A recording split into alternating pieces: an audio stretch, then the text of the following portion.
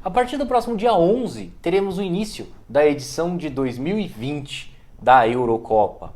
Pois é, depois de um ano de espera em função da pandemia do novo coronavírus, enfim a bola vai rolar na Euro 2020.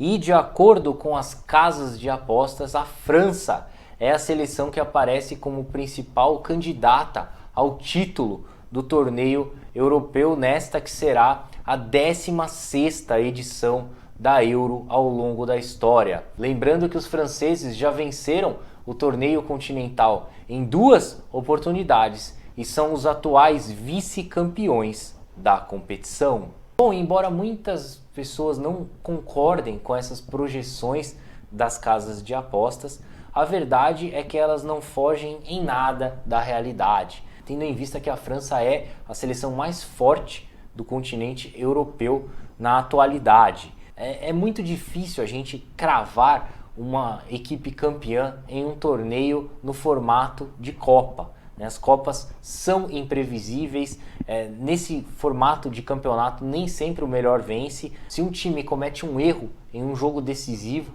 ali isso pode significar o fim para ele nessas competições. Então é fato que não dá para cravar a França como campeã da Euro 2020. Porém, é fato que ela entra como a principal favorita em virtude dos jogadores que o Deschamps tem à sua disposição, né?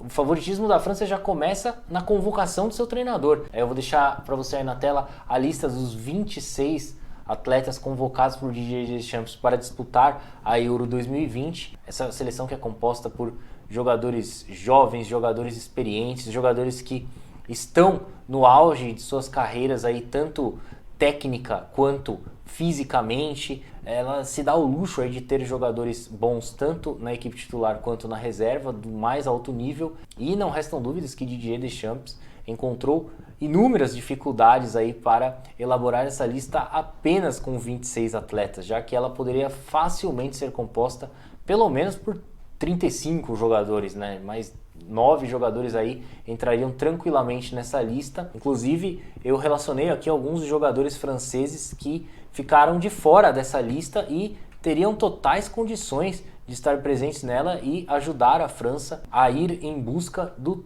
tricampeonato europeu, como são os casos do Dayot Upamecano, o zagueiro que acabou de se transferir ao Bayern de Munique, o Theo Hernandes do Milan, Ferland Mendy do Real Madrid, Ndombele do Tottenham, Nkunku do RB Leipzig, Alexandre Lacazette do Arsenal. Enfim, são diversos os jogadores franceses do mais alto nível técnico que não estão presentes nessa lista do Didier Deschamps, visto que apenas 26 poderiam ser inscritos para disputar a Eurocopa. Então, no papel, a França é certamente a seleção mais forte da Euro. É óbvio que outras seleções têm totais condições de bater de frente com a França, como são os casos de Portugal, que chega muito bem, atual campeã europeia, a Itália vive um excelente momento, a Espanha também vem forte para disputar a Euro, a Bélgica, a Holanda, a Inglaterra, essas seleções têm condições de buscar o título europeu. No entanto, é a França que aparece como a principal favorita ao título. Agora, se esse favoritismo irá realmente se concretizar ou não, só saberemos no dia 11 de julho, data em que será realizada a grande final da Euro 2020. Eu acredito que o maior desafio da França de Didier Deschamps será a falta de entrosamento de seus jogadores, né? Tendo em vista que temos aí muito pouco tempo de preparação para a disputa do torneio. E se a gente pegar para analisar essa lista de convocados da seleção da França, a gente chega à conclusão aí que a maioria dos jogadores jogam em clubes diferentes na Europa, né? Dificilmente temos jogadores que atuam nos mesmos clubes. Então a falta de entrosamento pode atrapalhar muito a França, principalmente no início da competição, aí na fase de grupos do torneio. Você pode até pensar, mas a fase de grupos é mais fácil, né? A fase mata-mata que complica mais. Até pode ser. Entretanto, é importante salientar que a França está situada no grupo F da competição, ao lado de nada menos que a Alemanha, Portugal e Hungria. Deste modo, eu acho que o Didier Deschamps vem tentando aí criar uma base nessa seleção francesa, que é a atual campeã mundial, né? Venceu a Copa de 2018. De lá para cá vem utilizando seguidamente praticamente a mesma base campeã naquela oportunidade, mas ainda assim fica difícil os jogadores manterem o entrosamento pela falta de jogos, né? Pela falta de minutagem juntos em campo.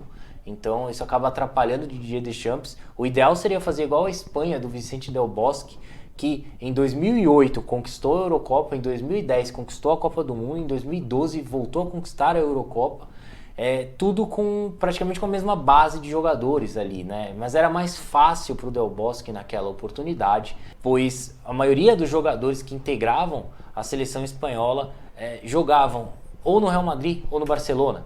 Então eram muitos jogadores que jogavam juntos, já se conheciam e tinham um grande entrosamento dentro de campo, algo que não acontece com a seleção francesa. Contudo, vale ressaltar que todas as vezes que a França ensaiou um domínio no futebol, ela acabou se dando mal, né? E isso já vem de longa data. A gente pode pegar desde a década de 80, desde quando a França venceu a edição de 1984 da Eurocopa, ela acabou viajando ao México em 1986 para disputar a Copa do Mundo, sendo apontada como uma das principais favoritas ao título mundial, mas no final das contas Michel Platini e companhia acabaram naufragando em campo. E depois disso a França ficou um longo período fora de mundiais, voltou a disputar a Copa do Mundo de 1998, venceu o Mundial naquela oportunidade. Em seguida, em 2000, venceu também a Eurocopa e por essa razão foi a 2002 também sendo apontada como uma das principais favoritas ao título mundial, mas quem levou o título naquela oportunidade foi o Brasil. E por fim, a gente ainda pode usar como exemplo a edição mais recente da Eurocopa para justificar que nem sempre o favoritismo da França se reflete em títulos no final, né? Já que a Euro de 2016, que foi disputada na França, tinha os franceses como os principais candidatos ao título do torneio, mas quem venceu a competição acabou sendo Portugal, que bateu os próprios franceses por 1-0 na decisão realizada no Stade de France. Pois é, e sem contar ainda que a Eurocopa é uma competição repleta de zebras, né? Temos muito mais zebras em Eurocopas do que em Copas do Mundo.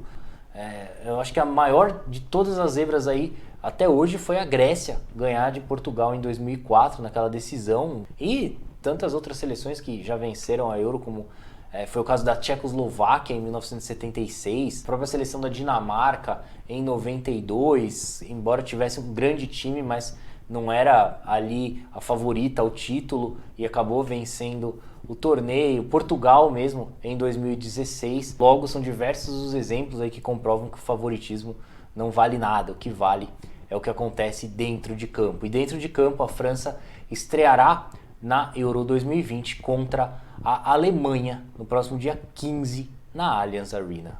Bom, então é isso aí, eu vou ficando por aqui. Eu agradeço mais uma vez a sua atenção e peço a gentileza para que você deixe aí o seu like, inscreva-se em nosso canal e siga as nossas redes sociais. Através do site soccerblog.com.br você terá acesso a todos os links de nossas redes sociais e a todo o nosso conteúdo na internet. Um forte abraço, até a próxima, tchau, tchau!